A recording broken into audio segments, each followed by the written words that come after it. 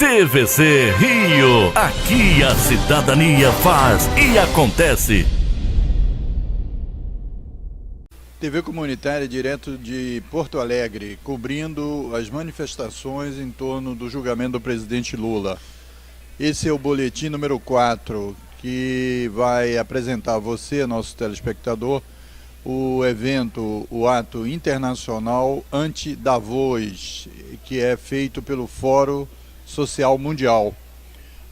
Várias personalidades políticas falaram aqui, estiveram aqui presentes, seja convocando todos os manifestantes para o Fórum Mundial que vai acontecer em Salvador no dia 13 a 17 de março desse ano, e discutindo e defendendo também a democracia e a liberdade do presidente Lula, o direito do presidente Lula a ser candidato. Vamos apresentar para você todo o debate que aconteceu aqui. Antes de mais nada, eu quero dar as boas-vindas a todas e a todos que estão aqui, neste momento em que lá do outro lado do mundo, numa cidade que é considerada bonita, mas não tão linda como a que nos acolhe aqui, se reúnem pessoas, representantes de governos e corporações que tomam decisões que afetam diretamente as nossas vidas, porque se consideram donos dos destinos e modelos que devem reger o mundo. E nós estamos aqui porque não aceitamos essas imposições e porque nós acreditamos que é possível não só enfrentá-las, como apontar outro caminho para a humanidade, para as sociedades humanas. Então, eu estou aqui em nome do Conselho Internacional, junto com o Mauri Cruz. Meu nome é Rita Freire, eu integro também o grupo facilitador do Fórum e sou da rede Ciranda de comunicação. Eu queria, antes de fazermos aqui o início das atividades, fazer um agradecimento aos demais integrantes do Grupo Facilitador do Fórum Social Mundial, que vai acontecer em Salvador, na Bahia, que está aqui, a nossa companheira Liege, está aqui conosco, nosso companheiro Edson França, Flora, Eduardo Zanata, o Laurino, e junto conosco estão lá de Salvador todas as pessoas que integram a organização local. E queria agradecer também ao coletivo gaúcho, ao Comitê Gaúcho do Fórum Social Mundial, que me fez esse convite. Eu fiquei muito honrada para vir aqui mediar essa mesa junto com o Mauri. Então, eu vou passar a palavra aqui para o Mauri, para o início dos trabalhos, e em seguida nós teremos uma saudação muito especial aqui para iniciar as nossas apresentações. Bom, boa tarde a todos e todas. Esse nosso ato é o ato Dia de Ação Global Anti-Davos. Ele foi pensado em janeiro de 2017 aqui em Porto Alegre, dentro do Fórum Social das Resistências, quando decidimos fazer o Fórum Social Mundial no Brasil, em Salvador, em março. Entendemos fundamental demarcar, o sentido do Fórum Social na nossa contraposição ao que representa o Fórum Econômico de Davos, e nesse sentido fazer este momento de diálogo, de debate, de ação global aqui em Porto Alegre, e que acabou ganhando este tom em função da nossa conjuntura brasileira, em função do golpe e da crise democrática que a gente vive. Então, este momento é um momento fundamental para nós no processo de construção do Fórum Social, que vai acontecer de 13 a 17 de março em Salvador, e ele vem, como disse a Rita, num processo de mobilização internacional, nessa conjuntura e nesse contexto, em que resistir é criar, resistir é transformar, esse é o nosso lema. A ideia do nosso momento aqui é um ato político. Nós sabemos todas e todos que nós estamos com uma agenda bastante pesada a seguir, Então, é um ato político, não é um seminário, não é um espaço de palestras. A gente quer fazer aqui um ato político de 1h30, 2 horas no máximo, e depois seguimos para a esquina democrática, onde nós seguimos com a nossa ação de luta dentro desse calendário de 22, 23 e 24, né? E nos somando a toda essa mobilização que o Brasil e o mundo estão realizando em Porto Alegre em defesa da democracia. Essa é a nossa dinâmica. Então, os nossos convidados aqui, nós temos representantes de movimentos sociais e de segmentos políticos que vêm se somando nessa dinâmica, nesse processo urgente da necessidade da construção de um outro mundo possível. Então, para nós é muito importante esse momento. A gente agradece a todas e todos que estão aqui e fazemos um apelo às companheiras e companheiras que estão lá fora e que não conseguiram entrar, para que acompanhem esse processo pelo telão, pelo som, porque realmente quando a gente imaginou o evento, a gente imaginou que teria não imaginou que teria essa dinâmica acontecendo agora.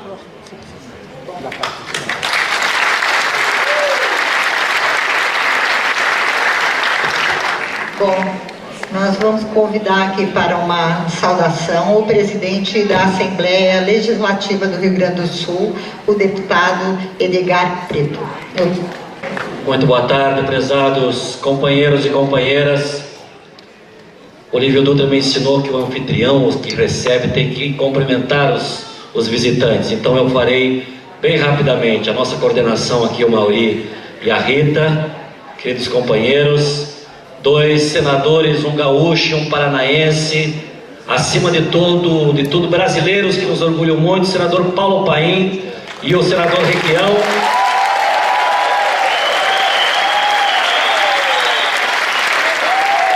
E acaba de chegar também essa grande figura humana, esse senador paulista, companheiro Eduardo Suplicy.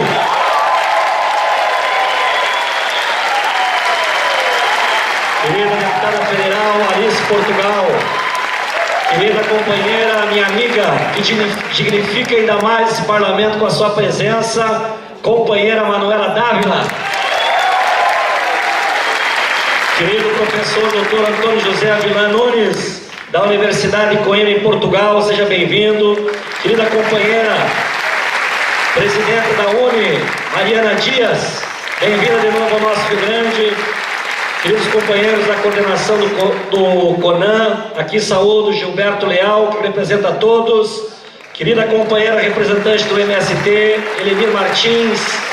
Querido companheiro representante do MTST, Movimento Trabalhadores Sem Teto, Boulos, também nos honra com a sua presença.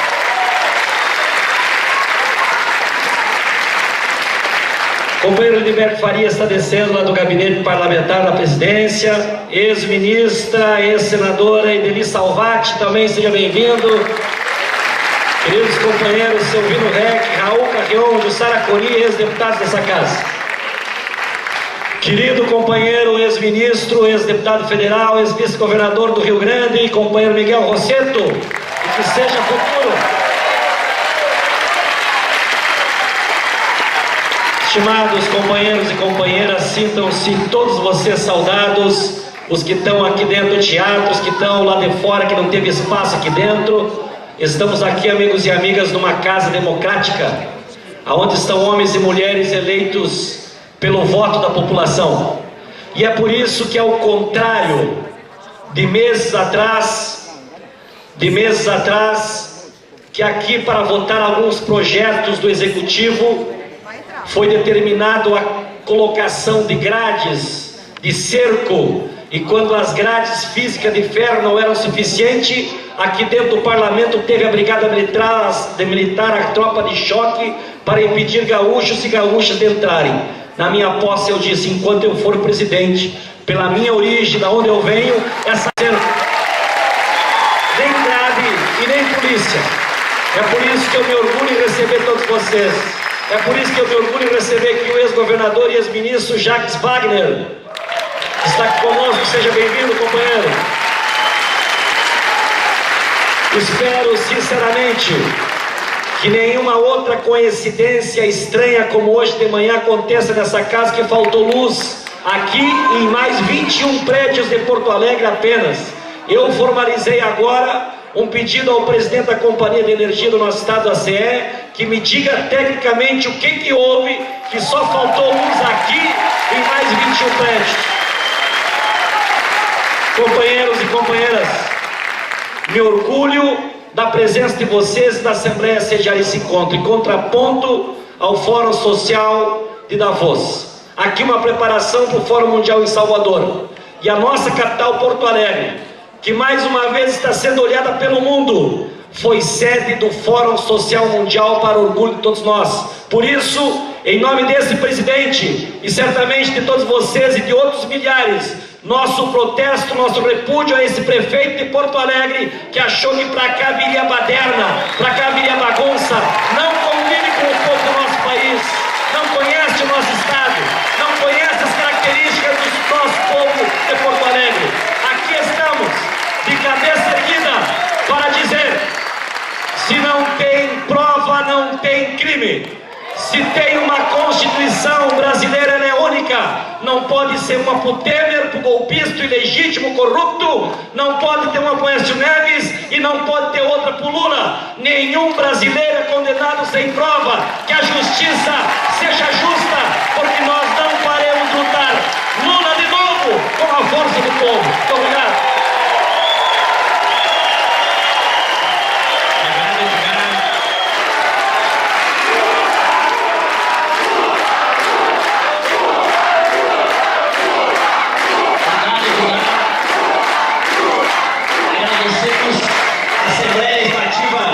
Sempre foi uma parceira das edições do Fórum Social Mundial que realizamos aqui. Eu quero fazer uma combinação, pessoal. Esse momento, esse nosso evento é um evento do Fórum Social Mundial, certo? Para quem acompanha o Fórum Social Mundial nesses 17 anos sabe que o Fórum Social Mundial é o espaço, é o momento do protagonismo da sociedade civil planetária. É o lugar onde os movimentos sociais, as organizações sociais organizam a sua fala, organizam a sua militância, dialogam estratégias e dialogam com os governos e com os partidos políticos. O Fórum Social é o espaço do protagonismo da sociedade civil. Essa é a nossa identidade, essa é a nossa cara, essa é a nossa característica. E temos nos governos progressistas democráticos e nos partidos progressistas democráticos grandes aliados para essa estratégia de construirmos um outro mundo possível. Falo isso por quê? Porque nós estamos recebendo aqui, com muita alegria, várias lideranças, referências nacionais e internacionais e que vão compor a nossa mesa. Nós temos um tempo específico aqui da nossa dinâmica, certo? Como eu disse, é um ato político, é um ato anti-Davos, é uma demarcação de uma fala nossa nacional e internacional. Esse nosso momento ele está sendo acompanhado a nível internacional, porque esta agenda é a agenda do Conselho Internacional do Fórum. Pela página do Facebook da Assembleia, está sendo retransmitido para todo mundo esse nosso evento. Então é nessa característica que a gente vai organizar essa nossa dinâmica. Nesse sentido de ir compondo, então eu vou convidar o vice-presidente do Uruguai, Raul Sendic, que está aqui, para que possa também se somar aqui à nossa mesa. A nossa dinâmica vai ser o seguinte, dialogando com convidadas e convidados aqui da nossa mesa. Nós vamos pedir para o nosso senador Requião fazer uma fala sobre o momento brasileiro, o momento internacional, a questão de Davos, a questão da democracia. E a partir da fala do companheiro Requião, nós vamos abrir para as saudações das demais companheiras e companheiros da mesa, entendendo que nós temos duas questões centrais. Nós temos o nosso ato às 16, 17 horas na Esquina Democrática e várias das companheiras e companheiros que estão aqui pretendem estar no aeroporto para receber o ex-presidente Lula. Então nós vamos organizar essa nossa dinâmica para que a gente cumpra a função política que nós viemos fazer aqui, que é dar um grande grito internacional contra o que o Fórum Econômico de Davos representa, que é um mundo sem sociedade civil, que é um mundo onde o mercado pensa em organizar as nossas vidas, aliás não, pensa em organizar a nossa morte, porque o que representa o Fórum Econômico Mundial é a morte da humanidade no planeta. Então eu passo para o nosso companheiro Requião para a sua saudação.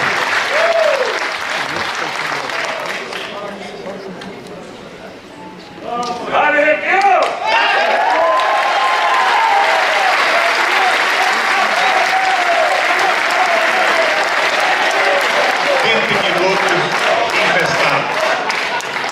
Nós estamos aqui fazendo uma contraposição ao encontro de Davos, onde os homens mais ricos do mundo se reúnem com presidentes e dirigentes de países importantes para reafirmar a sua intenção de estabelecer a hegemonia do capital financeiro, do capital vadio, sobre a democracia e a fraternidade.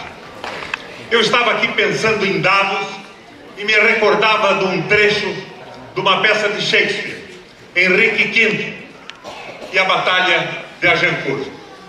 Uma célebre batalha onde ingleses, mais ou menos 500, voltavam para casa comandados pelo seu rei, Henrique V, cansados, esfalfados de anos de combate, quando, não mais que de repente,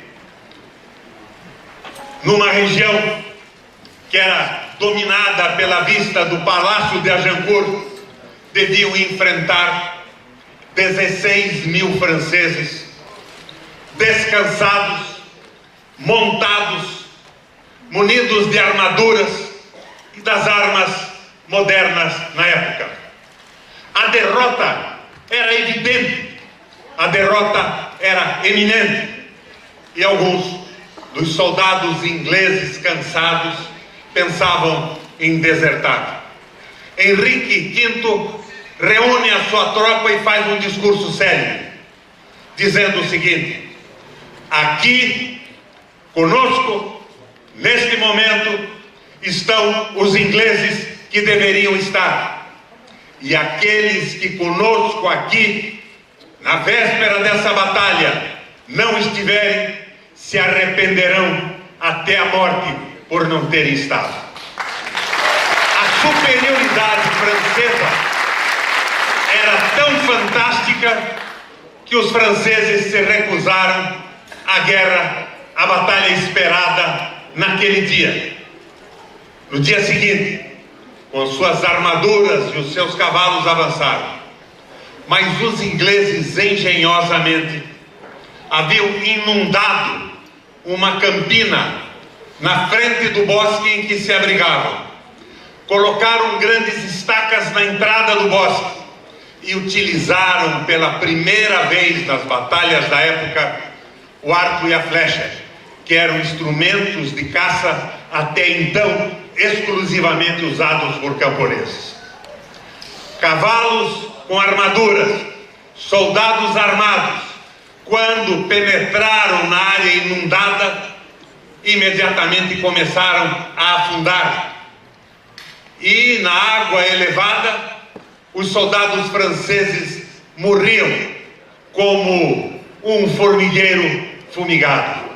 Em seguida, eram contidos pelas estacas e atacados com arcos e flechas. Os ingleses tiveram uma vitória impressionante. Morreram mais de 10 mil franceses e as baixas inglesas foram rigorosamente insignificantes. Por que me lembro desse episódio de Shakespeare? Porque nós estamos aqui em Porto Alegre, nesse auditório da Assembleia Legislativa, basicamente para defender o processo democrático e o direito do povo de escolher o seu próximo presidente da República. E nós estamos aqui para dizer aos representantes do judiciário brasileiro que, mais do que Lula, que por todos os títulos é inocente das acusações que lhes fazem, o julgamento será do próprio judiciário brasileiro diante do Brasil e da nossa história. Então, os ricos do mundo defendem a predominância do capital financeiro, a tal globalização, e nós estamos aqui a defender a democracia. Quero, professor Avelange, dar um mergulho no início global desse combate. Tudo se inicia com o surgimento do Estado Social na Europa. O que é o Estado Social? É o Estado que respeita as mulheres, que dá garantias aos trabalhadores. É um Estado que respeita e dá espaço democrático de manifestação para as minorias. É um Estado que entende, finalmente, a importância da sustentabilidade e da proteção da natureza. Esse Estado social se instala na Europa logo depois da derrota do nazismo do Hitler, e também em função da vitória do comunismo na União Soviética. Os capitais na Europa, com medo do comunismo, recuam e estabelecem uma série de concessões que vão se acumulando no processo civilizatório do Ocidente como conquistas das classes populares, conquista da evolução civilizatória. E isso ocorre até o momento que, pelas suas contradições internas, e não vamos nos aprofundar nisso agora, o comunismo cai na União Soviética. Então vem a recidiva do capital, o seu desejo desesperado de dominar o mundo. E essa recidiva se dá suportada num tripé. Primeiro ponto de apoio desse tripé: a precarização do executivo, com a magnificação dos bancos centrais dominados pelo capital financeiro. Os executivos passam a ser meros mandaletes, gendarmes, gentes de armas, para reprimir a revolta da população que ia progressivamente perdendo os seus direitos. É o Banco Central tentando dominar de forma absoluta a economia. É o recrudescimento do mamão bíblico. E não se pode, segundo a Bíblia, servir a Deus e a mamão. Aliás, é o Papa Francisco ao encontro do ano passado de Davos, o encontro anterior de Davos. Ele dizia o seguinte: o capital é bom, investido numa fábrica, produzindo bens, garantindo salários decentes para os trabalhadores, viabilizando o progresso das políticas sociais, produzindo tecnologia nova. Mas o capital não pode dominar o mundo, assim como não se pode servir ao mesmo tempo a Deus e a mamon. E o mamon, na Bíblia, é uma palavra que em hebraico não significa nem mais nem menos, significa singelamente dinheiro. Não se pode servir a Deus e ao dinheiro, não se pode servir ao povo, às pessoas, à civilização e ao capital financeiro. Com esse tripé, que se inicia com a prevalência do Banco Central sobre o Estado, se avança para o segundo ponto de apoio, que é a financiarização das campanhas eleitorais. Com isso, perdem a significação os programas partidários, Manuel. Os programas partidários passam a ser um discurso na campanha, assim como o discurso dos candidatos é apenas uma maneira de convencer os eleitores, que não obriga a nenhum compromisso no momento da conquista do mandato, porque o compromisso dos parlamentares financiados pelo capital privado é um só: os seus financiadores. E nós sabemos o que é isso aqui no Brasil. Afinal, todo esse escândalo da Lava Jato revelou que o capital financeiro, a banca, o Bradesco, o Itaú, o Santander e o capital financeiro internacional passaram a dominar de forma absoluta a maioria do Congresso Nacional.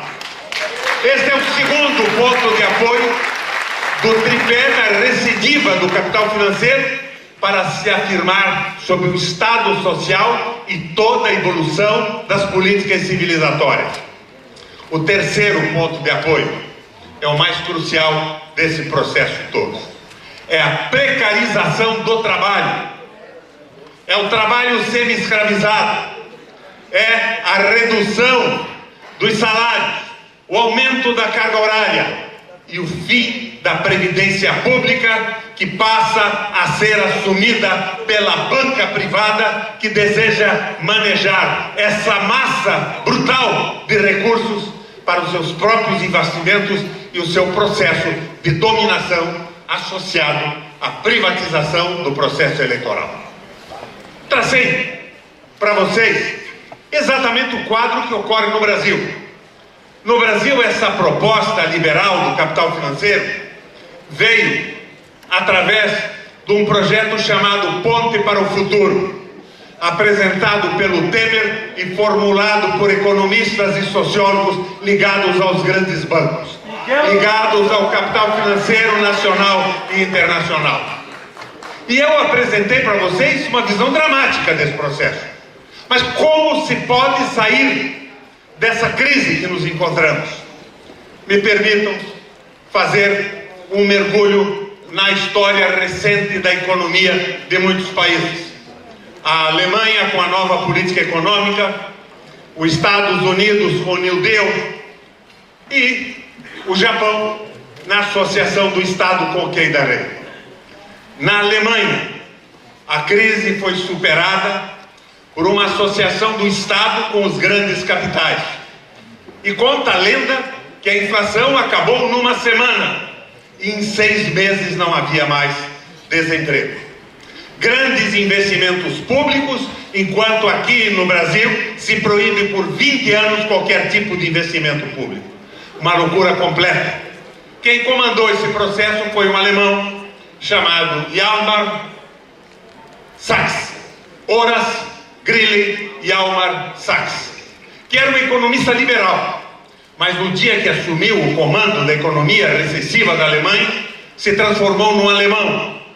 E como medida inicial, abandonou a submissão ao dólar e passou a exigir que a Alemanha só fizesse compras trocadas por produtos alemães, porque a conversão da moeda era simplesmente terrível. Em cima dessas ideias básicas de grandes investimentos do capital, para restabelecer o círculo virtuoso da economia, nos Estados Unidos, o presidente Roosevelt inicia um processo singular. Por incrível que pareça, naquela época, um comandante do processo econômico, conhecido, famoso no mundo até hoje, Henry Ford, monta a linha de montagem. A linha de montagem se baseava numa ideia do economista Taylor. Era a especialização do trabalho. Dizia ele: o trabalho especializado produz pelo mesmo preço, no mesmo tempo, muito mais e com mais qualidade. Da noite para o dia, a economia americana, que era tão complexa quanto é a nossa hoje, adere à linha de montagem. E Roosevelt resolve dar a Henry Ford a maior comenda dada a um intelectual voltado à economia existente nos Estados Unidos.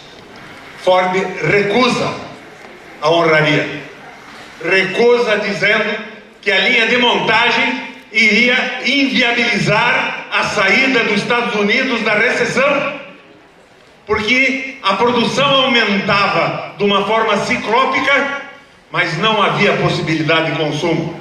O presidente pergunta: mas meu Deus, então o que eu faço? E o Ford responde a ele: em primeiro lugar, por lei, diminua a carga horária para que mais trabalhadores ingressem no mercado de trabalho e possam desta forma também ingressar no mercado de consumo. E a segunda proposta de Henry Ford era aumentar por lei o salário mínimo para que o círculo virtuoso da economia se restabelecesse. Exatamente o contrário do que a tal ponte para o futuro pretende fazer no Brasil. Além disso, Roosevelt, com investimentos pesados, monta empresas com a participação do município, do estado e federais, na área de navegação, na área portuária, construção de usinas elétricas, hidrelétricas, navegação, hospitais e escolas. E os Estados Unidos inicia dessa forma a sua saída da recessão. No Japão a coisa foi semelhante. Criaram o Keidarei, que era uma associação do Estado japonês com as principais indústrias e os principais industriais. E o governo japonês começa a financiar a custo zero a produção de novos produtos. O investimento inicial da formação de um consistente projeto industrial de inovação. Manda as favas à política de patente, parte para a retroengenharia, desmancha o que conhecia, refaz fazendo melhor, inovando, e o Japão sai da crise. No Brasil, não. Congelamento da economia por 20 anos. Venda indiscriminada de terras brasileiras para grupos estrangeiros. De tal modo que daqui a pouco vamos ter espaços territoriais maiores que países europeus na mão de grupos econômicos. E pasmem os senhores, os próprios BRICS, que nós achamos que poderiam ser nossos aliados, estão mergulhando de cabeça nesta concessão de um governo corrompido e completamente incompetente do ponto de vista econômico. O nosso coordenador acaba de me mostrar um papel dizendo que eu tenho mais 55 minutos. Obrigado. Minha gente, é evidente que com o exemplo americano, com o exemplo alemão, com o exemplo japonês, nós temos saída para essa crise. A saída são investimentos públicos, é investimento em educação, a saída é a manutenção da Previdência. E eu não vou negar a vocês que temos algumas coisas a corrigir na Previdência. Por exemplo, Lindbergh, o salário de aposentadoria dos parlamentares. Por exemplo,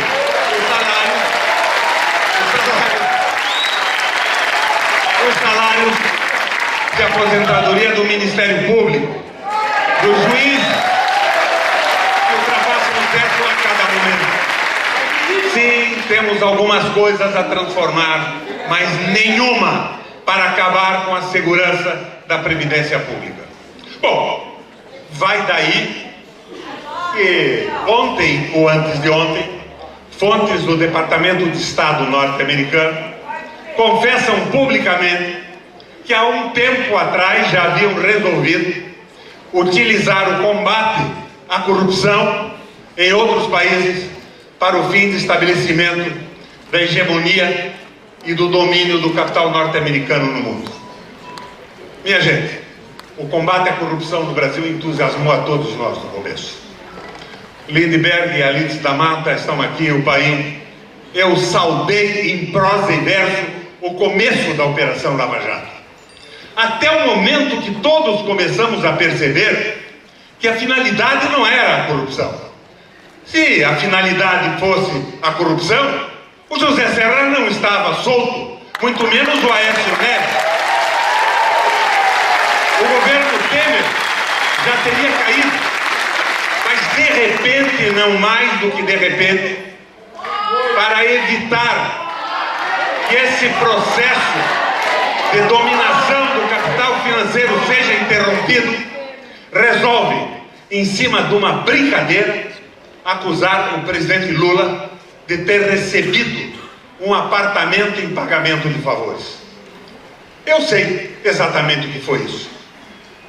Vocês já estão cansados de ver os argumentos da defesa do Lula, que são lógicos, são racionais e são absolutos. Vamos tentar recapitular. Dona Marisa havia comprado uma cota de um projeto da Cooperativa dos Bancários. Para vocês terem uma ideia das ambições da Dona Marisa, era a cota que daria a ela um apartamento de fundo sem vista para o mar, do terceiro ou do quarto andar. Ao longo de anos, Dona Marisa e o presidente Lula haviam pagado alguma coisa ao redor de 380 a 400 mil reais. De repente, não mais que de repente, o Lula elege a sucessora e sai do governo com 84% de apoio da população brasileira. E entra nesse processo de privatização que já fracassou na Europa inteira, que derrubou o primeiro-ministro num plebiscito na Itália, que evita que a Espanha, há mais de um ano, consiga formar um governo, que atrapalha a Merkel na Alemanha e que fez a Inglaterra sair da economia da União Europeia através do Brexit. O único país que parece que sobrevive, Abelés, é o nosso Portugal com a geringonça. A geringonça é o seguinte: Portugal, numa aliança pela esquerda, mandou às favas todas as teses liberais, aumentou o salário dos aposentados, passou a investir com o Estado, levantou os salários e está como o único país na Europa a sair da crise. Minha gente, a candidatura do Lula a presidente da República poria um fim a isso tudo. Eu não vou aqui dizer a vocês que o Lula é objeto da minha devoção. Sou amigo pessoal do Lula, mas eu não sou devoto de político algum. Eu sou um heterodoxo, inclusive em matéria de ideologia e de economia. Pela esquerda sempre. Muito bem. Mas eu não diria a vocês que nós não teríamos a possibilidade de ter um candidato melhor do que o Lula a presidente da República. Mas eu parto de um princípio, que é o princípio da alavanca. Nos deem um ponto de apoio e veremos o universo. O Lula, por suas políticas somadas ao fracasso do governo liberal, é o único ponto de apoio, é a esperança de uma interrupção desse maldito processo de liberalização da economia brasileira. Eu acho que na contraposição de Davos, defender o Lula hoje é defender a democracia, é defender o Estado Social, é defender a soberania de um país como o nosso Brasil. E é por isso que nós estamos aqui.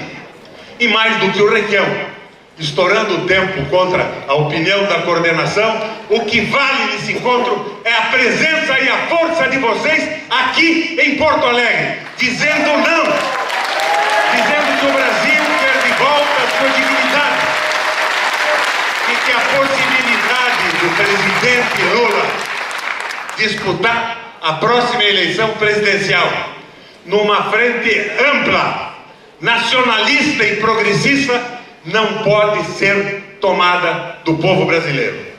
Por isso, eu quero agradecer a cordialidade de Porto Alegre ao nos receber. Diziam que seríamos hostilizados por uma população dominada por sentimentos de direita. Não foi isso que encontrei aqui. Encontrei o mesmo espírito que acolheu Getúlio Vargas, o mesmo espírito gaúcho que viabilizou tantas mudanças no Brasil. Vocês são mais importantes que o nosso encontro e façam valer com toda a força a presença de cada um amanhã. Valeu, minha gente. Muito obrigado.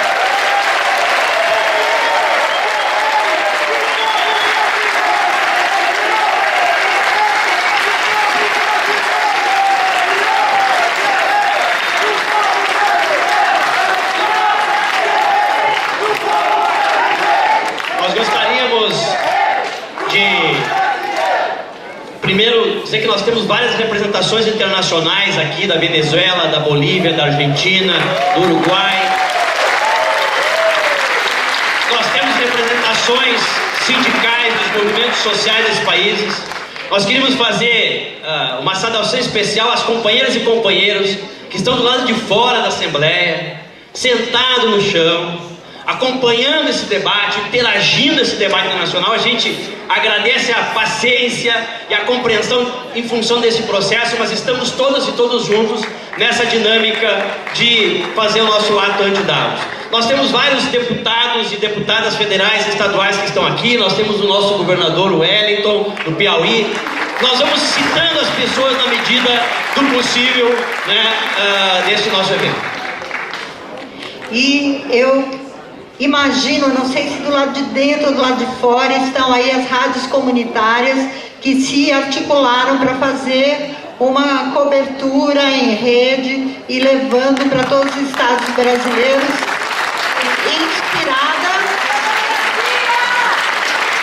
inspiradas na rede da legalidade, aí em defesa da democracia. Uma saudação muito especial, porque isso foi um esforço das rádios comunitárias que não foram buscar nenhum apoio a não ser delas mesmas para montar essa rede. TVC Rio, aqui a cidadania faz e acontece.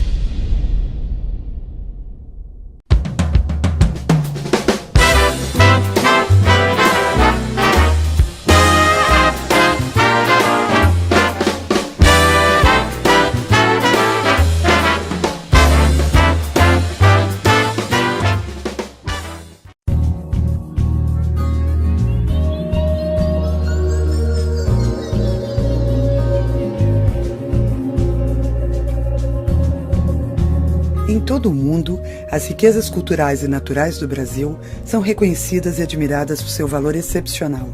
A diversidade das expressões culturais e a nossa biodiversidade compõem um mosaico singular, presente de norte a sul do país.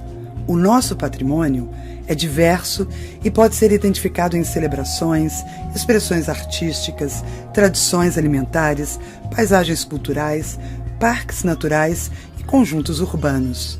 Esse patrimônio dá um sentido de pertencimento às comunidades e pode se transformar em atrativos turísticos valiosos para brasileiros e estrangeiros. São 25 bens brasileiros reconhecidos pela Unesco, 13 bens culturais, 7 sítios do patrimônio natural e 5 manifestações culturais declaradas Patrimônio Imaterial da Humanidade. Preservar e valorizar as características que levaram à titulação como Patrimônio Mundial são ações que exigem participação ativa da comunidade e esforço contínuo dos governos municipais, estaduais e federais. Valorizar o patrimônio é manter viva a memória e a cultura de um povo, promovendo o desenvolvimento socioeconômico local, fortalecendo a geração de emprego e renda e tornando o turismo cultural sustentável. Um novo olhar para o potencial do patrimônio cultural e natural pode fazer a diferença para o desenvolvimento de sua cidade.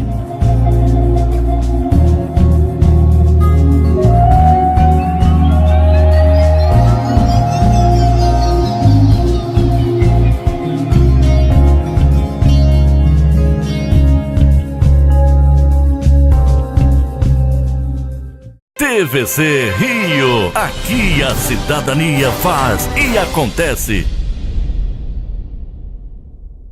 E eu agora também queria chamar aqui uma representante da juventude que é protagonista, tem sido protagonista aí da resistência ao golpe e também da construção do Fórum Social Mundial em Salvador, de 13 a 17 de março em Salvador, e que está aqui também fazendo a defesa da democracia e pelo direito aí de Lula ser candidato. Bom, eu quero apresentar aqui então a presidenta da União Nacional dos Estudantes, Mariana Dias.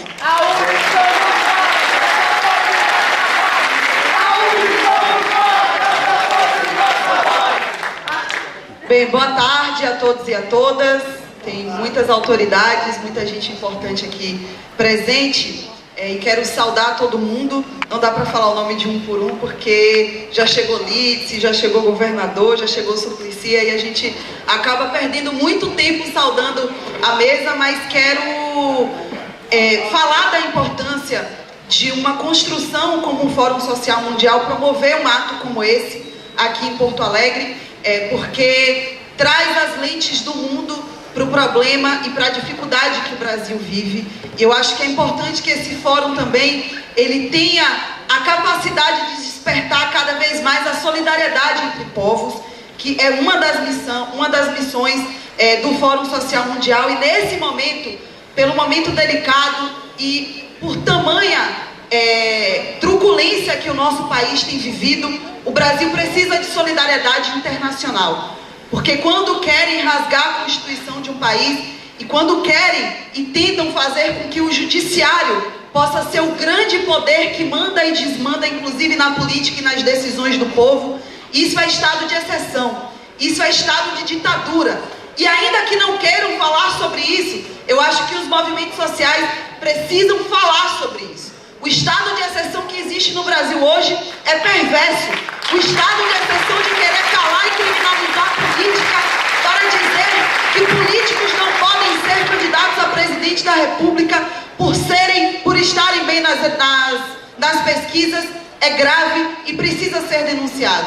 E nessa perspectiva, a União Nacional dos Estudantes e a União Brasileira dos Estudantes Secundaristas trouxeram as suas sedes, a Casa dos Estudantes, para Porto Alegre. Para esses dias que antecedem e para o dia da votação, os estudantes brasileiros terem sede nessa cidade que precisa ser batizada como a capital da democracia. Porque falaram que a gente não ia poder se manifestar aqui. Falaram, inclusive, que nós seríamos menores do que aqueles que querem a prisão do ex-presidente Lula. Mas nós somos muito e acho, inclusive, que os discursos aqui precisam ser poucos, porque o que precisa ser grande mesmo é a nossa marcha agora no final do dia, para a gente fechar o recado da resistência, o recado que tem povo na rua de Porto Alegre e povo na rua pedindo democracia e pedindo um país justo para todo mundo. E um país justo perpassa por eleições justas. E por isso, com coragem, a União Nacional dos Estudantes se posiciona.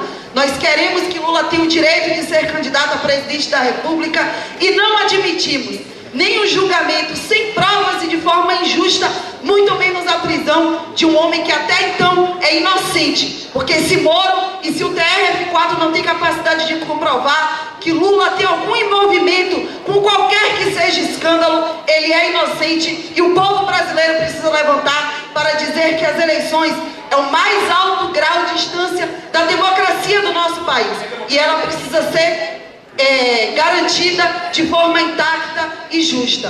Por isso, eu acho que a gente precisa sair daqui a pouco, correndo, para falar isso em alto e bom som, para ecoar nos 4 cantos do país, que nós queremos democracia, que nós queremos um país justo e que nós queremos eleições limpas. Muito obrigada.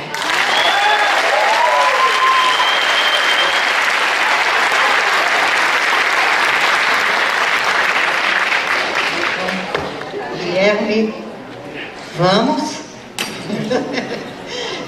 Bom, nós vamos ouvir agora o representante do MTST, o Guilherme Boulos. Por favor.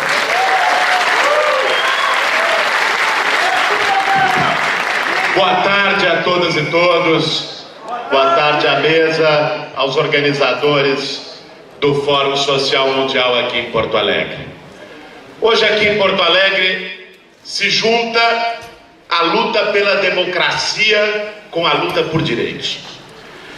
E são exatamente esses 2 pilares que têm sido feridos no nosso país pelo golpe. O que nós estamos enfrentando aqui hoje e no julgamento que ocorrerá amanhã é a continuidade desse golpe. Um golpe que começou retirando uma presidenta eleita legitimamente pelo povo para colocar uma quadrilha no lugar. Um golpe que seguiu e segue com uma agenda de retirada de direitos, com reforma trabalhista, com congelamento de investimento social, agora querem botar a reforma da Previdência, uma agenda antinacional e antipopular que não foi eleita pelo povo. Basta! E um golpe que segue agora com a tentativa de retirar o presidente Lula do processo eleitoral desse ano.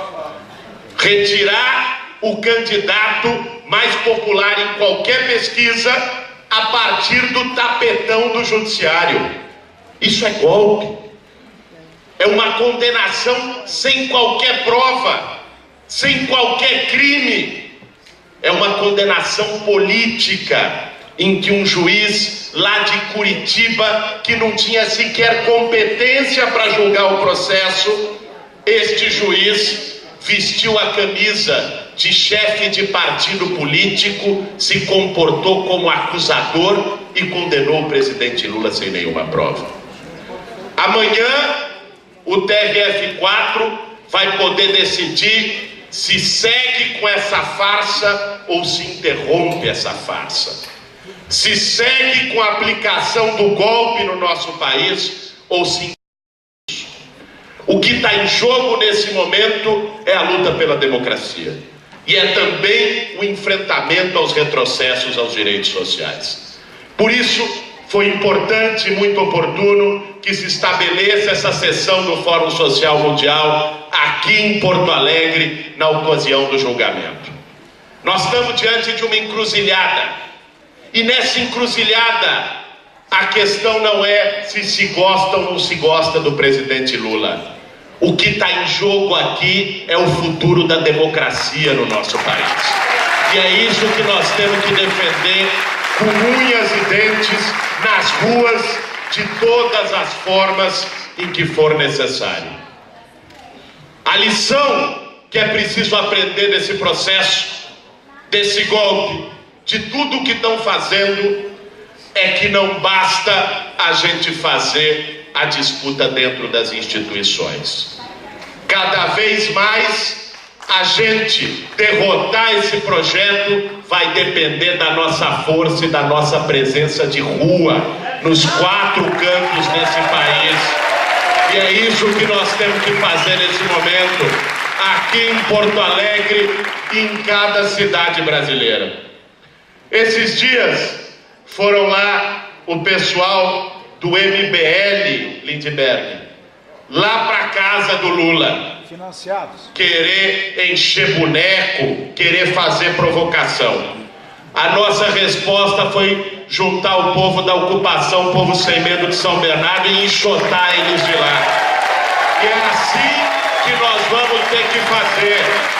Chega! Amanhã, no ato que está marcado também lá em São Paulo, a justiça, essa mesma justiça que quer condenar o Lula sem nenhuma prova, mas que o Temer, com mala de dinheiro sobrando e com gravação, está lá no Palácio do Planalto, que o Aécio, dizendo que ia matar o primo antes de delatar, está no Senado Federal.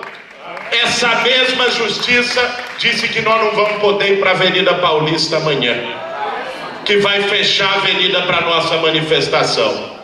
E a definição dos movimentos sociais é, após a concentração do ato, marchar até a Avenida Paulista e tomar as ruas lá em São Paulo. Esse vai ter que ser o caminho. Se eles fecham a porta, a gente vai ter que ter força para arrombar essa mesma porta para garantir a democracia no nosso país. Vamos à luta!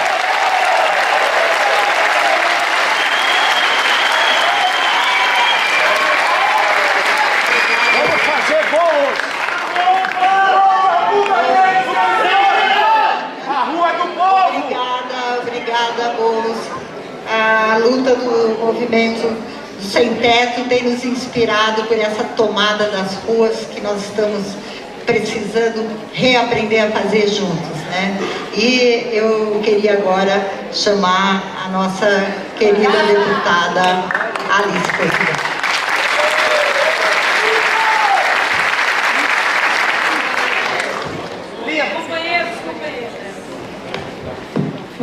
Companheiros, companheiras, uma tarde especial, uma tarde de organização da nossa ação contra esta ofensiva neoliberal que se expande pelo mundo.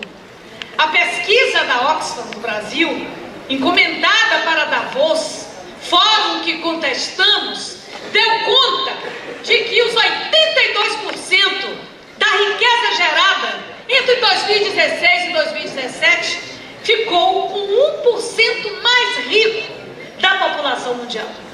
E isso, para nós, é algo que significa o resultado, que significa o grande acúmulo de riqueza e de capital que as elites do mundo, que o capital vem fazendo em direção a direitos, a nacionalidade e a existência dos mais pobres. Por isso, o Fórum Social Mundial, ao realizar essa prévia em Porto Alegre, joga um papel fundamental para questionarmos os frutos deste golpe maldito que tirou do poder a presidenta eleita, que hoje pela manhã esteve com as mulheres nas ruas de Porto Alegre e que, sem dúvida para nós, é um momento em que temos que gritar e devolver, como carta e como ação de Porto Alegre, as insígnias de que não nos calarão, não nos amedrontarão e não nos dividirão. Como líder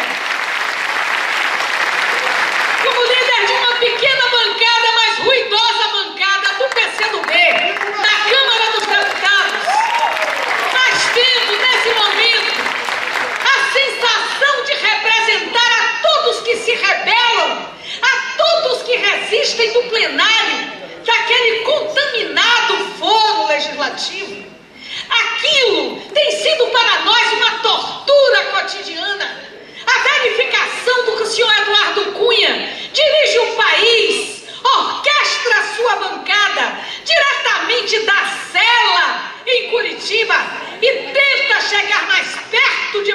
Brasília a cada momento com os seus carregadores de malas e o seu marionete que vai para Davos babar a retirada de direitos dos trabalhadores brasileiros com a sua reforma trabalhista e vai anunciar a tentativa de fazer com que a Caixa Solidária da Previdência Social, que é matéria fina por se tratar de um pacto entre gerações, onde as pessoas, quando estão ijas, colaboram para que na sua incapacidade laboral ou mesmo na chegada do seu tempo de gozar a aposentadoria o faça.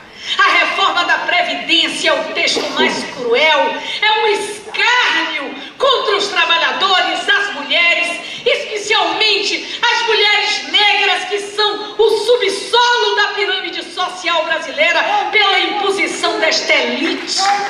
Por isso, esse momento é de fato, Boulos, o momento em que os direitos que estão sendo vilipendiados e a luta pela democracia vorazmente ferida por esse golpe se unem.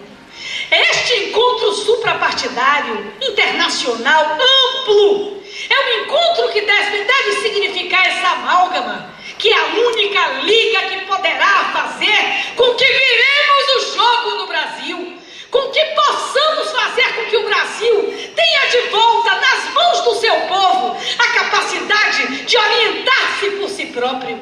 É uma única forma, unidos, que teremos que denunciar que o Lula inocente está sendo condenado com hora e data marcada por convicções, e nós não queremos que ele seja julgado nem acima nem abaixo da lei, pois dos autos na lei não há provas e qualquer condenação é golpe, é continuidade do golpe para nos calar, para nos afastar do processo político. Nós do PCdoB temos a nossa pré-candidata e temos a pré-candidata para dar voz a essas ideias. Entendemos que é necessário garantir o Lula no processo eleitoral para reordenarmos a marcha democrática brasileira. Portanto, temos a clareza que o Fórum Social Mundial em Salvador, e eu como baiana e soteropolitana, os convido a estar com igual energia a partir dessa prévia gaúcha, para que possamos andar em direção às eleições livres que, enfim ao cabo, não estão garantidas ainda. É necessário entender que eleger um parlamento capacitado, com raiz democrática, com representatividade para além do peso do dinheiro como cabo eleitoral que nos lamentavelmente levou a esse estado de coisas do Brasil, a ilegitimação da política, a criminalização da política, que isso será tarefa das lideranças, que sem dúvida em boa parte se reúnem hoje em Porto Alegre. Portanto, como uma deputada que sofre os rigores de um plenário insalubre, como uma líder que coordena uma ruidosa bancada e sem dúvida como alguém que no dia a dia grita por essa democracia, quero dizer que este nosso momento é um momento de luta, mas também de celebração de que é possível virar o jogo, é possível virar a mesa, é possível fazer de novo um Brasil que possa sonhar com direitos iguais, com menor desigualdade e com menos raiva.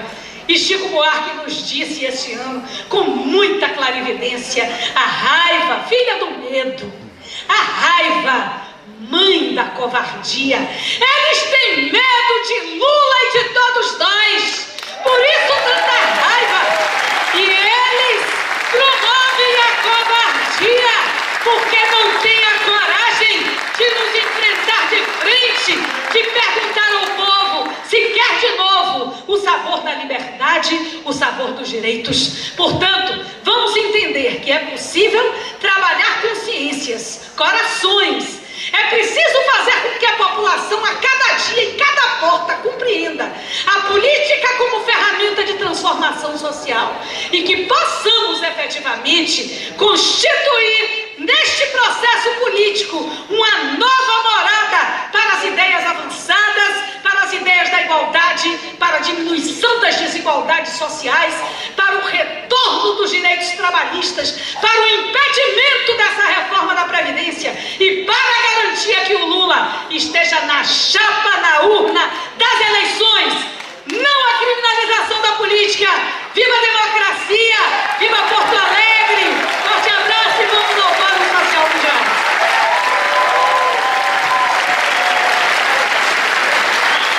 Pessoal, estamos indo bem na nossa dinâmica aqui. Convidar o companheiro Antônio Lisboa, da Executiva Nacional da CUT, que é uma das organizações aí do Conselho da Organização do Fórum. Por favor, Antônio, passa para aqui conosco. Como eu disse, o Fórum Social Mundial de 2018 acontece de 13 a 17 de março em Salvador, na Bahia.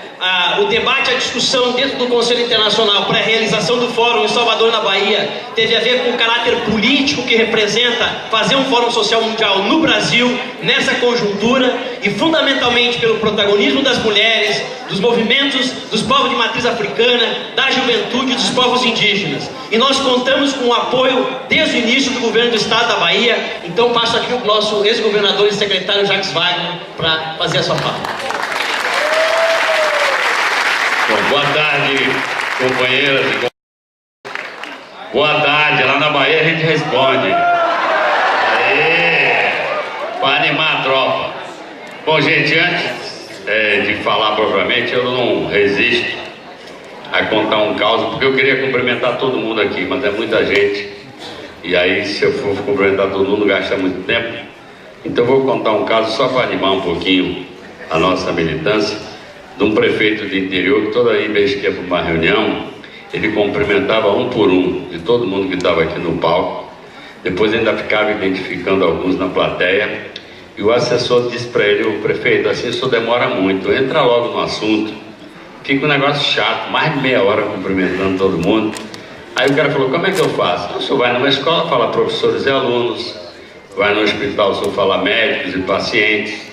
Vai no quartel, o senhor fala soldados e oficiais. E foi falando. Ele falou: valeu, obrigado. Aí marcaram a reinauguração do cemitério da cidade. E o cara não tinha ensinado para ele o que ele tinha que fazer, mas ele se apertou e falou: conterrâneos e subterrâneos. Então eu queria cumprimentar todo mundo aqui, para animar um pouquinho, trazer o nosso axé da Bahia, o abraço do governador Rui Costa, convidar realmente cada companheiro e companheira para que possa reforçar o nosso Fórum Social Mundial a partir do dia 13 de março, lá em Salvador, que eu acho fundamental nesse momento de crise, não só no Brasil, mas de crise de valores no mundo inteiro, que a gente esteja reunindo, reaglutinando, fortalecendo nossos argumentos para fazer os grandes embates que estão por vir. E, portanto, eu queria que a maioria dos companheiros pudesse comparecer, porque eu acho que esse é o momento de fermentar ideias e preparar ferramentas de luta pelo que a gente tem para lá frente. Eu não vou repetir, eu acho que já está muito claro. Estou vendo aqui o nosso ex-ministro da Justiça, o Requião já colocou. O judiciário, nesse episódio do Lula, deixou de ser judiciário e passou a ser líder da torcida organizada. Líder da torcida organizada que tenta fazer o time deles ganhar, querendo que o nosso não entre em campo. Efetivamente, as 260 e poucas páginas da sentença do juiz Moro já foram motivo de inúmeros escritos e já foram para lá de desmontadas por todo tipo de gente, articulista, jornalistas, estudiosos, juristas daqui do mundo inteiro. Está virando, na verdade, uma vergonha para nós todos, para o Brasil. Eu gosto sempre de dizer que depois de 85, depois de 21 anos de governo autoritário e militar, e civil também, né? Porque muitos participaram, nós vimos numa caminhada de aprofundamento da democracia brasileira, de solidificação da democracia brasileira.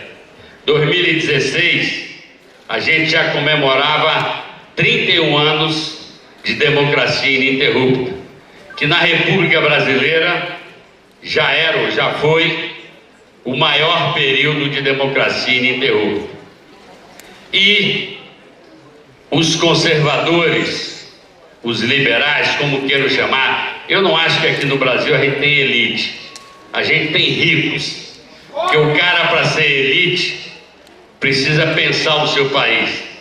A gente tem rico que olha o Brasil para ganhar dinheiro e para gastar lá fora. Não é uma elite, como foi citado aqui pelo próprio Requião, de um Henry Ford, que pensa o seu país, como capitalista que foi, mas pensa o seu país e pensa como crescer e como ganhar dinheiro, mas dentro do mínimo de racionalidade. Nós temos aqui usurários.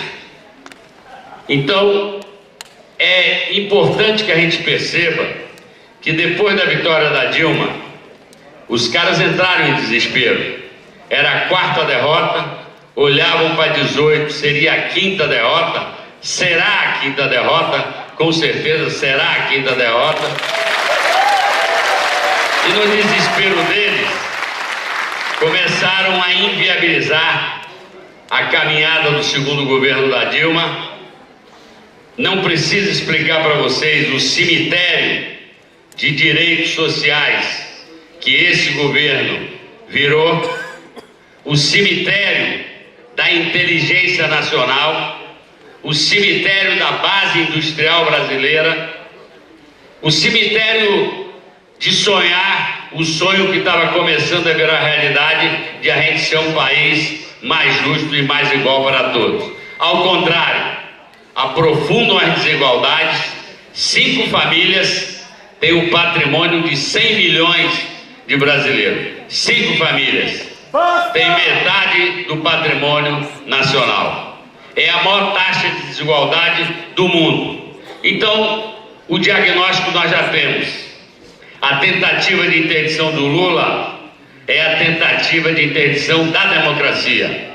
Por isso, nós que aqui estamos, que temos um projeto, temos que ter a clareza também que a ameaça não é só o nosso projeto, a ameaça é a democracia.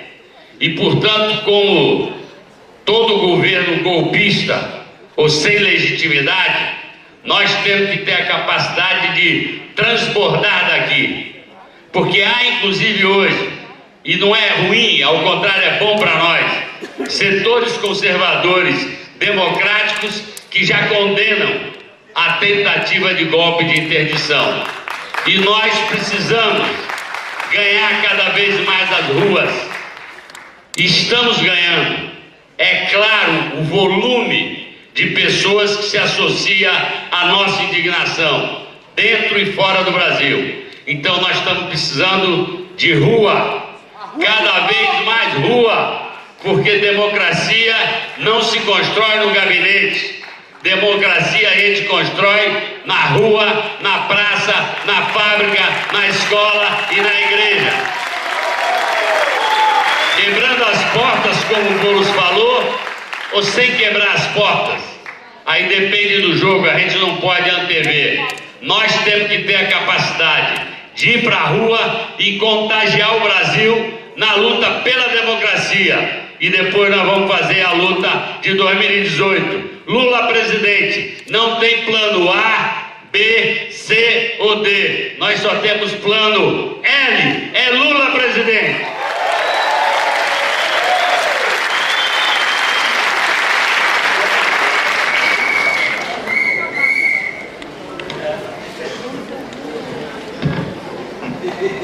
Antes de chamar a nossa próxima convidada aqui, componente da mesa, eu queria fazer um comunicado e também um convite a todas as mulheres, às mulheres dos movimentos sociais, aos coletivos e organizações feministas, que durante o próximo Fórum Social Mundial, no dia 16, nós teremos a Assembleia Mundial das Mulheres, e nesse momento, nesse dia, não será possível registrar qualquer outra atividade no fórum para que todas as mulheres tenham direito de participar da sua assembleia.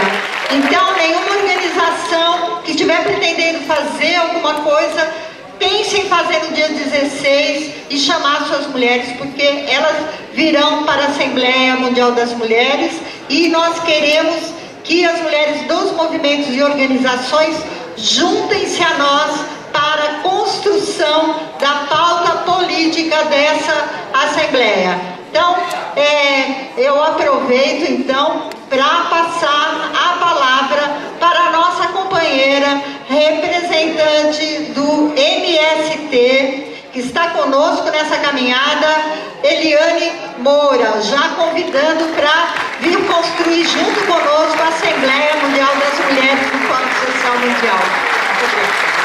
Obrigada. Boa tarde, companheiras e companheiros. Boa tarde, companheiras e companheiros. Boa tarde, essa mesa. Boa tarde, lutadoras e lutadores do povo. A primeira coisa que nós queremos dizer é: nós vamos eleger Luiz Inácio Lula da Silva! Vamos ou não vamos? Vamos ou não vamos? Nós vamos eleger Luiz Inácio Lula da Silva, mas isso significa que as nossas tarefas, que o nosso trabalho, não basta a construção deste processo de defesa do direito de Lula ser candidato. As nossas tarefas se aprofundam como classe trabalhadora de uma maneira histórica, porque o nosso inimigo, que está reunido em Davos, está reunido para pensar como vai avançar o saque sobre nossas riquezas, sobre nossa natureza, sobre nossa gente, sobre nosso povo, sobre nossa terra, sobre nossa água, sobre o nosso petróleo, sobre tudo. Saquear nossos direitos, e se deixarmos, eles saquearão a nossa dignidade. A reunião em Davos, a reunião dos podres de ricos, é a reunião para pensar como extorquir, como arrancar mais trabalho globalmente. Como carrear essa riqueza para a mão de poucos. Portanto, minha gente, as tarefas da classe trabalhadora não são nacionais, são internacionais. As tarefas da classe trabalhadora não são só de agitação e propaganda, porque Lula não é um Messias, é uma liderança popular, nacional, nossa, do povo brasileiro, mas não é o salvador da pátria. A pátria será salva por uma classe trabalhadora organizada, viva, ativa. E essa organização, minha gente, é tarefa para ontem, para já. Tem 3 pilares centrais. Nós precisamos investir fortemente em formação político-ideológica. Não é mais possível nós vivermos de leituras de WhatsApp, Facebook e redes. Nos ajuda, mas nós temos que ir para a literatura. Nós temos que aprender os conceitos, nós temos que entender da luta de classes, da construção de força política. E isso, minha gente, é sentar a bunda e estudar juntos, juntas. Então, retomar os processos de formação política é fundamental. Segunda tarefa, nós temos que retomar os nossos processos de organização de base. Organização de base, núcleos, grupos, o nome que queiramos dar, não importa. O que importa é que nós temos que ter mecanismos de estarmos juntos para construir os processos e decidir os processos. Ninguém mais está na época de correr atrás de uma mega liderança. As pessoas têm o dever e o direito de construir juntas e decidir juntas as coisas. Mas isso sem um esquema de organização faz como? Redes. A rede é para marcar reunião. A gente precisa se ver, se olhar, se tocar. Terceiro, desse tripé da organização nossa, a tarefa das lutas, gente. Das lutas que não poderão mais ser fragmentadas. Nossas lutas que não pode ser do meu quadrado, o meu quadrado sem terra, o teu quadrado metalúrgico, o teu quadrado professora, o teu quadrado sem teto, porque de quadrado em quadrado nós seremos derrotados. Nós temos que sair das nossas cerquinhas e construir juntos, mais articuladamente, os processos, mais profundamente, sem medo de compartilhar as lideranças, as falas, as vozes, as caras, os rostos, tudo. Então, minhas companheiras, meus companheiros, a jornada que nós temos pela frente é uma jornada intensa, profunda, porque nós estamos vivendo a ofensiva neoliberal. É um golpe de Estado contra direitos. E a nossa contraofensiva precisa estar à altura. Então, esse é o recado que nós queremos dizer, enquanto sem terra, enquanto campo popular, enquanto via campesina, enquanto mulheres e homens. Essa construção de unidade precisa ser tecida delicadamente. A juventude precisa seu espaço. Nós mulheres, nós não estamos mais falando de que a gente quer ter um pedaço, um canto, 5 minutos, estar na mesa. É muito mais que isso. É estar par e passo de todo o processo. Em todos os aspectos. Nós estamos falando das negras, dos negros, das opções sexuais. Nós estamos falando das bandeiras ambientais, das tantas bandeiras. Que não pode ser uma colcha desconectada. Precisa ser uma colcha conectada.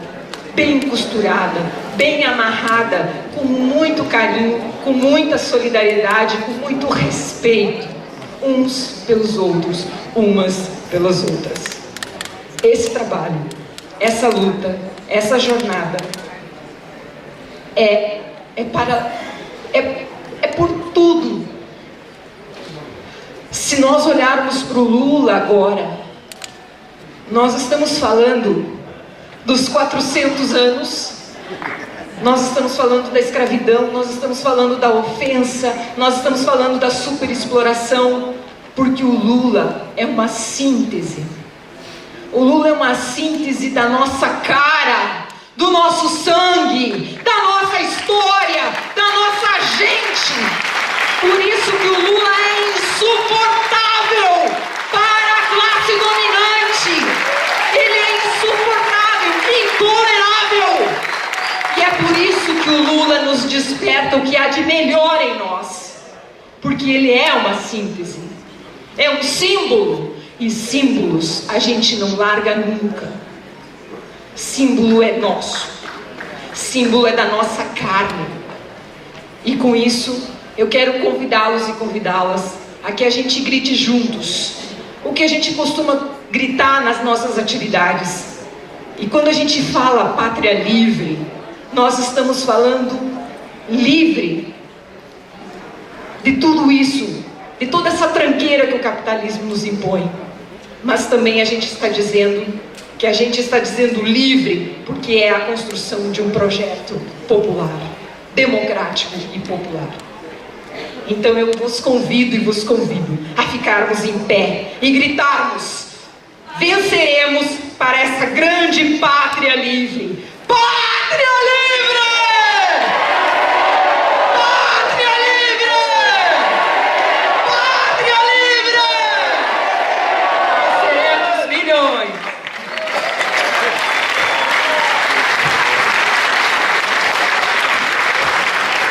Antes de anunciar a fala do senador Paim, uma saudação, anunciar que a senadora Gleisi Hoffmann, presidente nacional do PT, também chegou aqui. Pode entrar com o pé. TVC Rio, aqui a cidadania faz e acontece.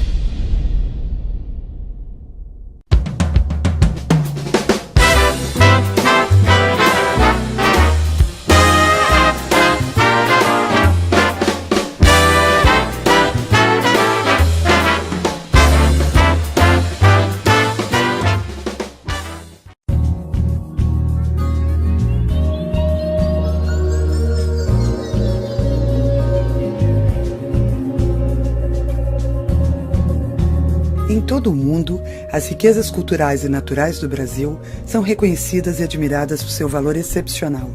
A diversidade das expressões culturais e a nossa biodiversidade compõem um mosaico singular, presente de norte a sul do país. O nosso patrimônio é diverso e pode ser identificado em celebrações, expressões artísticas, tradições alimentares, paisagens culturais, parques naturais e conjuntos urbanos. Esse patrimônio dá um sentido de pertencimento às comunidades e pode se transformar em atrativos turísticos valiosos para brasileiros e estrangeiros. São 25 bens brasileiros reconhecidos pela Unesco, 13 bens culturais, 7 sítios do patrimônio natural e 5 manifestações culturais declaradas patrimônio imaterial da humanidade. Preservar e valorizar as características que levaram à titulação como patrimônio mundial são ações que exigem participação ativa da comunidade e esforço contínuo dos governos municipais, estaduais e federais. Valorizar o patrimônio é manter viva a memória e a cultura de um povo, promovendo o desenvolvimento socioeconômico local, fortalecendo a geração de emprego e renda e tornando o turismo cultural sustentável. Um novo olhar para o potencial do patrimônio cultural e natural pode fazer a diferença para o desenvolvimento de sua cidade.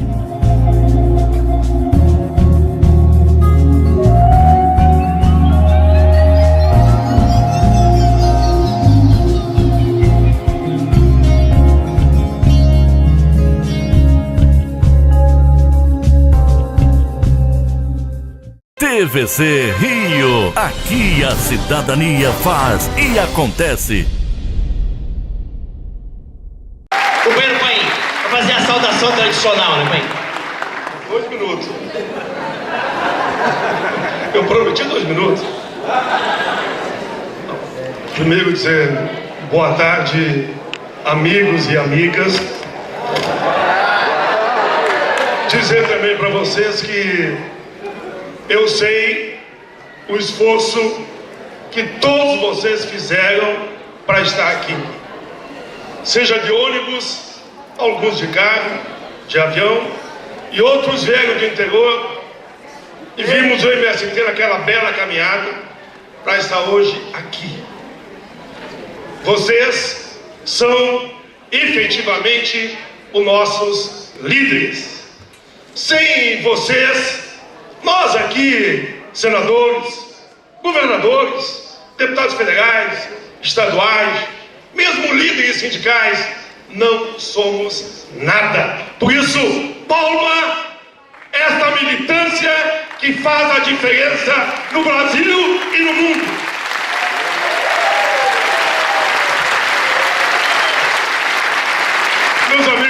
Social Mundial. Eu tenho 2 minutos ainda. Eu quero só falar, mas muito rápido, de 3 pontos, mas com muita síntese. 1. Me digam somente uma prova, uma única prova para condenar o presidente Lula. Tem prova ou não tem? Tem prova ou não tem? Se não tem prova, não tem crime. Por favor, o presidente tem que ser absolvido já, seus juízes aqui do Rio Grande. Queria também falar ainda das últimas 2, porque não tem como eu não falar. O meu mundo dentro daquele parlamento é defender os interesses dos trabalhadores, aposentados, pensionistas, deficientes, todos que são discriminados. Essa reforma trabalhista é o maior crime que eu vi no longo da minha vida. Eu tenho 67 anos, nunca vi algo semelhante. O que eles aprovaram lá vai ficar comprovado na caminhada. Abre espaço de forma definitiva para o trabalho escravo. E nós não podemos permitir. O que é esse trabalho intermitente que diz que tu ganha alguns centavos por hora se trabalhar 17 horas durante um mês, que eles podem dar 1 hora num dia, 3 horas no outro dia, no fim do mês tu tem que devolver R$3, porque tem que fechar as contas da Previdência. Que reforma trabalhista é esta que diz que mulher gestante pode trabalhar em área insalubre? Por amor de Deus, não há um país do mundo que tenha uma lei semelhante a essa. Mas vamos fugir rapidamente para a Previdência. E numa síntese, primeiro, a CPI mostrou que a nossa Previdência não é deficitária, é só pagar, de sonegar, de roubar e de cobrar dos grandes devedores, que são principalmente os banqueiros. Por isso, Temer, disseram aqui que tu está em Dáver. Está lá em Dáver? Pois se está, fique lá e tire as garras da Previdência. A Previdência é do povo brasileiro. Não precisa voltar mais para cá. Não precisa voltar mais.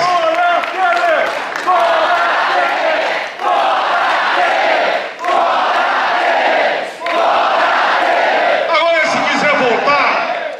se quiser voltar, Jacques Wagner, eu queria aqui convidar ele para estar com a gente, porque eu vou estar lá no Fórum Social da Bahia e falar para o nosso povo. Vem, Temer. Eu sei que você não vem, como você não tem coragem de estar no estádio de futebol. Entre no estádio de futebol, eu anuncio lá. Está aqui o presidente Temer. Claro que ele não vem. Só opinião! Por fim, pessoal, só dizer isso. O presidente Lula vai concorrer, independente, senhores juízes, do resultado de amanhã. O Lula vai concorrer e vai ser eleito presidente da República desse país, mais uma vez, independente da vontade de vocês.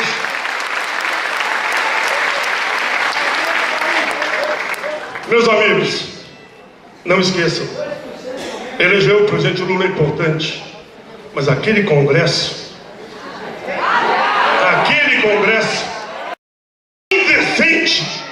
indecente, que eu vi caçar, eu estava lá e estou lá, né? Eu vi caçar uma presidenta da República inocente por um Congresso indecente.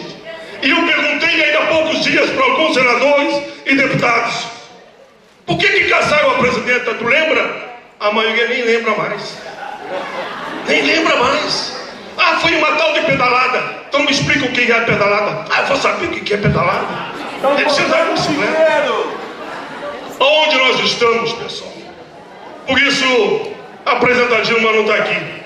E eu vou dar esse depoimento que nunca dei em público. A presidenta Dilma Perguntam para mim, Paim, mas é bom para ti que a Dilma concorra também para o Senado?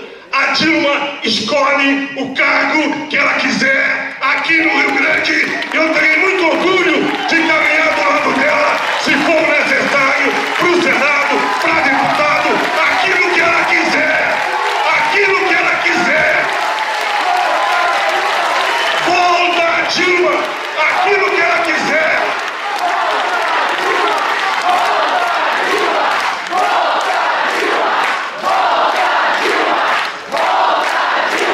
A Dilma, a presidenta Dilma, eu conheço, talvez vocês não saibam, há mais de 40 anos. Ela e o Carlos Araújo, já falecido, ex-esposo, foi que me tiraram de dentro da fábrica para me convocar para concorrer a dirigente do Sindicato Metalúrgico de Canoas. E agora, só com essa lembrança eu encerro. A Dilma é nossa, o Lula é nosso. A Dilma é povo, o Lula é povo, e nós somos o povo brasileiro com muito orgulho. Nos aguarde! 2018, nós voltaremos com Dilma e com Lula para presidente. Um abraço a todos vocês. Voltem com muita alegria para o nosso estado.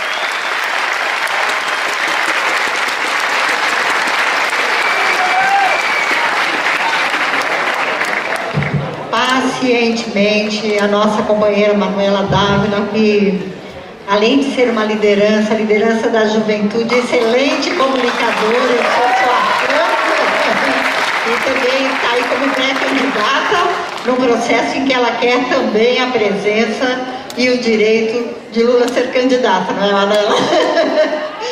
Boa tarde, companheiras, companheiros. É muito bonito, tantos anos depois, ver Porto Alegre cheia de mulheres e de homens que sabem e que lutam para que um outro mundo seja possível. Para nós, e para mim, que sou de uma geração, Mauri, que construímos o primeiro Fórum Social Mundial nessa cidade, juntos com quase todos vocês que estão aqui, com todos vocês que estão aqui, ver a nossa cidade em 17 curtos anos ser separada de um 2001 de sonhos, de debates intensos sobre como nós construiríamos uma democracia mais radical e alternativas de desenvolvimento social para o povo.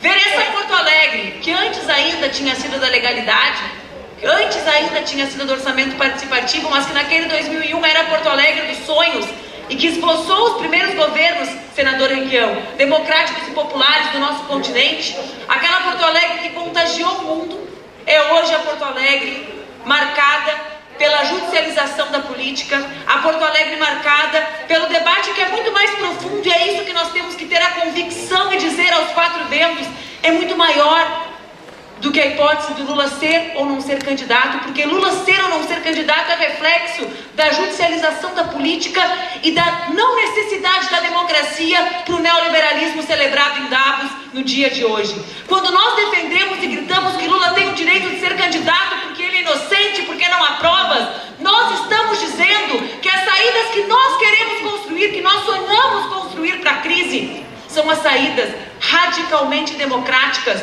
de construção de projetos de desenvolvimento nacional. É isso que está em jogo. É isso que faz com que a gente se reúna aqui, é isso que faz com que nós não possamos, em nenhuma hipótese, admitir eleições sem Lula. A minha candidatura, a candidatura de vários militantes que estão aqui do meu partido, o Partido Comunista do Brasil, é a candidatura que acredita que as eleições livres são as eleições com Lula. É a candidatura que acredita que o juízo político se dá nas urnas. Vários de nós somos parlamentares, aqui nós estamos às dezenas, nosso governador do Piauí, dezenas de parlamentares, senadores, vereadores, todos nós sabemos. O juízo político é o juízo do povo nas urnas. E é esse juízo ao qual deve ser submetido o ex-presidente Lula. Nós precisamos compreender, e eu vou terminar antes do Mauri começar a me chamar, porque a intimidade, tem um ditado popular que diz que intimidade só traz duas coisas, senador Paim, ou filho, né, ou constrangimento. Mauri, como me conhece desde que eu sou pequena, ele vai começar a dizer assim, ao tempo, porque, né, como ele me disse hoje aqui, é Fórum Social Mundial, todo mundo com a mesma legitimidade, esse é o nosso espírito. Mas eu quero concluir dizendo que das mais importantes lições que nós devemos tirar do golpe misógino que sofreu a presidente Dilma é que o golpe não aconteceu apenas para tirar a presidente Dilma do poder. Nós vivemos os intensos desdobramentos dele. A reforma trabalhista, com o trabalho já semi-escravo, a emenda constitucional 95 que pune a todos, mas pune sobretudo a nós mulheres. Porque quando o Estado é diminuído, essas políticas sociais são diminuídas, somos nós que ficamos presas dentro de casa, sem voltar à vida do espaço público. É preciso estar atento a isso. É por isso também que nós levantamos a nossa voz. É o golpe da reforma da Previdência que se avizinha e é o golpe que tenta destruir a democracia, mesmo pequena, mesmo ainda frágil, mesmo ainda jovem, que nós construímos de 89 para cá. Portanto, companheiros, companheiras de muitos sonhos, de muita história, de muita luta, os fóruns sociais mundiais nos inspiram a pensar que o mundo pode ser outro, que o nosso país pode ser protagonista da construção desse mundo e não coadjuvante desse neoliberalismo que mata e que administra aos milhares as mortes das trabalhadoras e dos trabalhadores. É isso que nos move, é isso que faz com que nós sonhemos a luta por esse outro mundo. E desse outro mundo, todas e todos nós temos certeza. Lula deve ser protagonista da construção desse outro mundo possível, deve continuar sendo protagonista, e é por isso que dizemos em alto e bom tom: eleições sem Lula é golpe. É golpe, é o mesmo golpe misógino, é a continuidade dele. Venceremos, boa luta!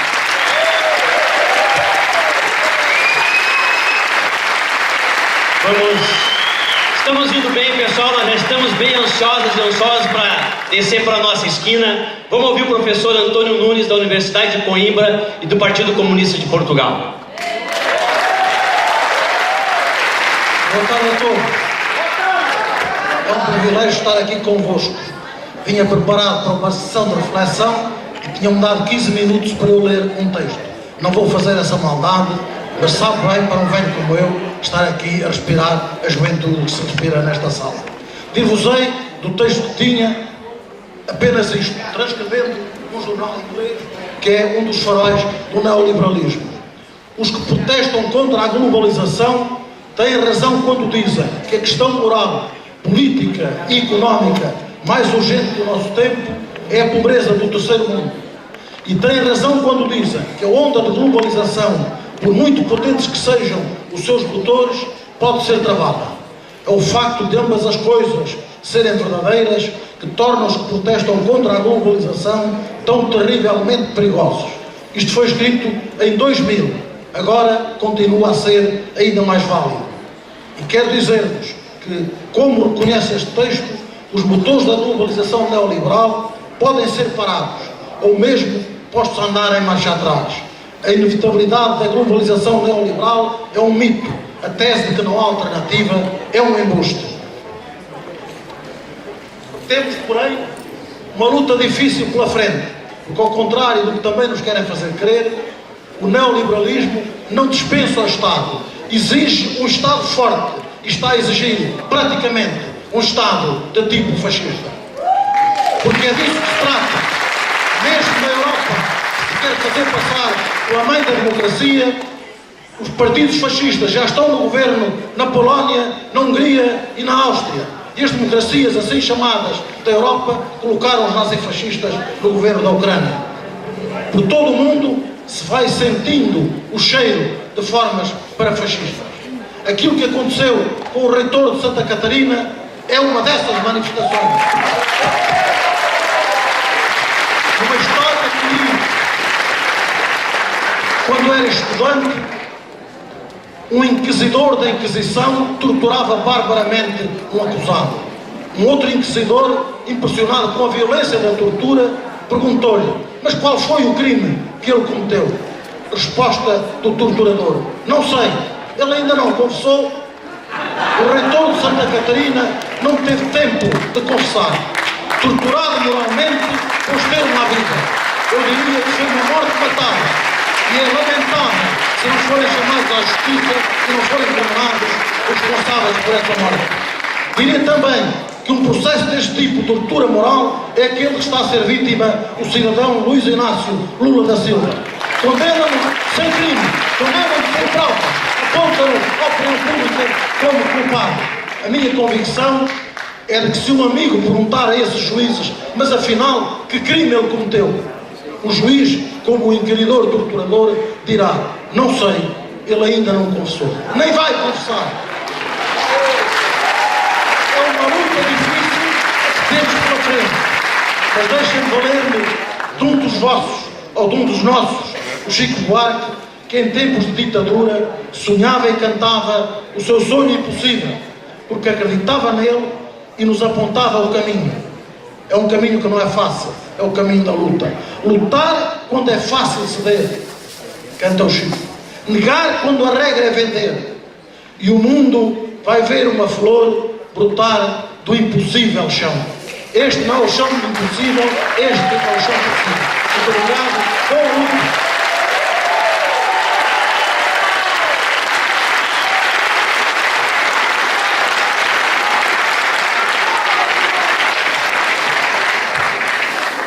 Já agradecendo a presença de todas e todos que estão aqui até o fim. A presença até o fim significa a nossa persistência, a nossa teimosia, a nossa capacidade aí de virar esse jogo. Eu quero chamar aqui o Gilberto Leal, da CONEM, do Coletivo Baiano, do Grupo Facilitador do Fórum Social Mundial, para convocar a todas e todos vocês para essa próxima trincheira global, que é o encontro que teremos em Salvador, na Bahia. Obrigado. Rita, pode ficar tranquilo que eu não vou usar a minha condição de 53% da população para furar o tempo, não.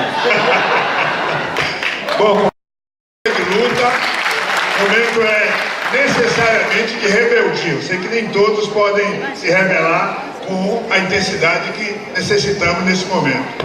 Então, se o assunto é Davos, quero dizer que é esse elemento, né, essa criação do Klaus Schwab é exatamente uma criação que tem violentado e tem pautado a vida dos povos durante todo esse tempo. Então, dizendo isso, eu quero dizer que para nós da população negra, né, essa luta de resistência, essa trajetória, por um lado de sofrimento, por outro lado de resistência, necessita inclusive que a gente situe, né, historicamente esse momento. Há 183 anos atrás, né, os malês se rebelavam contra o sistema numa tentativa de tomada de poder. Derrotado sim, mas deixou um exemplo de luta muito significativo. Então nós, negros e negras no mundo, estamos nessa trajetória de sofrimento e, por que não dizer, passamos por alguns Davos. Se alguém se lembra, a Conferência de Berlim, de 1884 a 1885, né, no final de um período para o início de outro, 14 potências disseram e dividiram entre si, né, o controle do continente africano.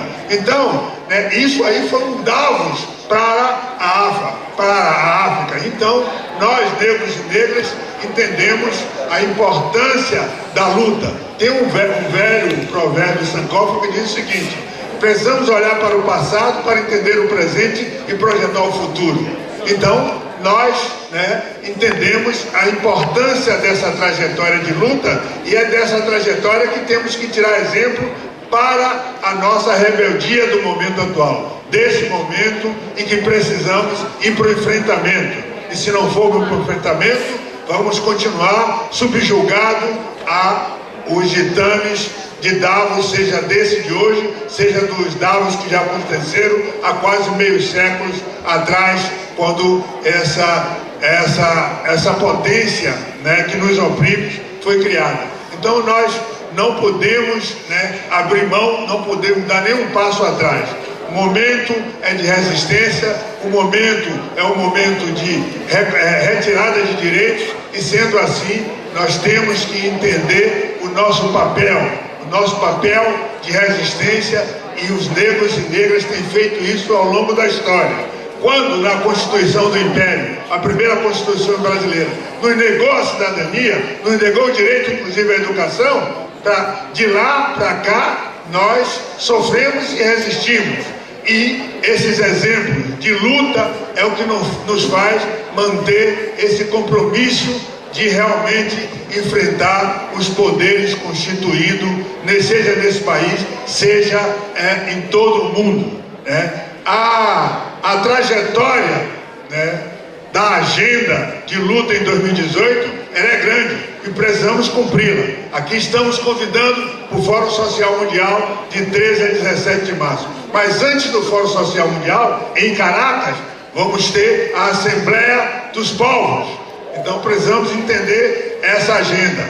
Mesmo durante o Fórum Social Mundial, em São Paulo, haverá, né, o Davos para a América Latina, que vai acontecer de 13 a 16 em São Paulo. Então temos que estar atentos. Enquanto estivermos em Salvador, Bahia, discutindo o Fórum Social Mundial, vai estar acontecendo em São Paulo o Davos para a América Latina. Então é importante que a gente entenda. E depois do Fórum Social Mundial, temos o compromisso do FAMA, né, do Fórum Alternativo da Água. E nós temos que ir a Brasília para esse debate. E por que não dizer, né, como decidiu a Frente Brasil Popular e a Frente Povo Sem Medo, vamos construir o Congresso do Povo Brasileiro em 2018.